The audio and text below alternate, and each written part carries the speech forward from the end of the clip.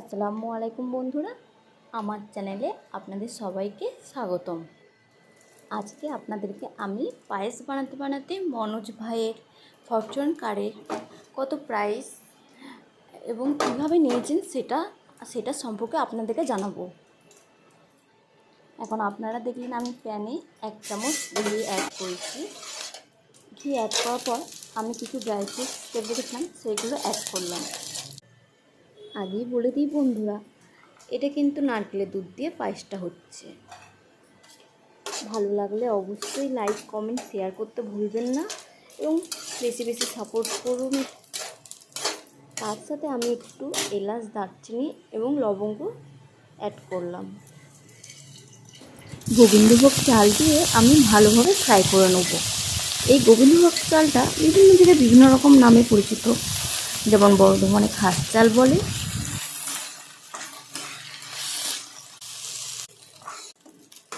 এখানে আমি half cup পরিমাণ দুধ অ্যাড করেছি।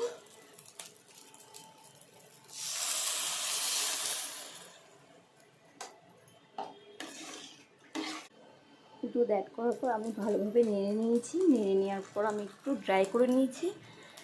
ড্রাই হয়ে যাওয়ার পর আমি এখানে নারকেলের দুধ অ্যাড করছি। একটা নারকেল থেকে 2 কাপ মতো দুধ বেরিয়েছে, 2 কাপের একটু কম। এটাই আমি এখানে অ্যাড করে নিচ্ছি।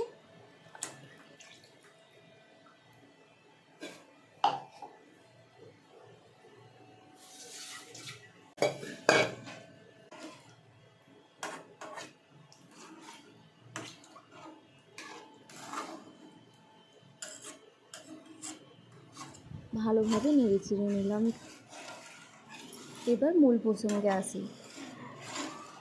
মনোজ ভাই নিজেই বলেছেন তার ফরচুনার কারটি 50 লাখ টাকা নিয়েছেন এবং মনোজ ভাই সেটা পুরোপুরি ইএমআই এ নিয়েছে এবং সেটা 5 বছরের ইএমআই আছে। কথা বলতে বলতে আমার পায়েসটাও হয়ে গেল। আমি এবার পায়েসের পরিমাণ মতো চিনি দিয়ে দিচ্ছি। আপনারা আপনাদের নিজেদের স্বাদ মতো চিনি অ্যাড করবেন এবং এর সাথে আমি একটু 1 চিমটি নুন অ্যাড করব। এটাও আপনাদের অপশনাল, আপনারা অ্যাড করতেও পারেন, নাও করতে পারেন। দিলে চিনির স্বাদটা ব্যালেন্স হয়। এরপর আমার পুরোপুরি পায়েসটা রেডি হয়ে গেছে। আমি একটা পাত্রে সার্ভ করেছি।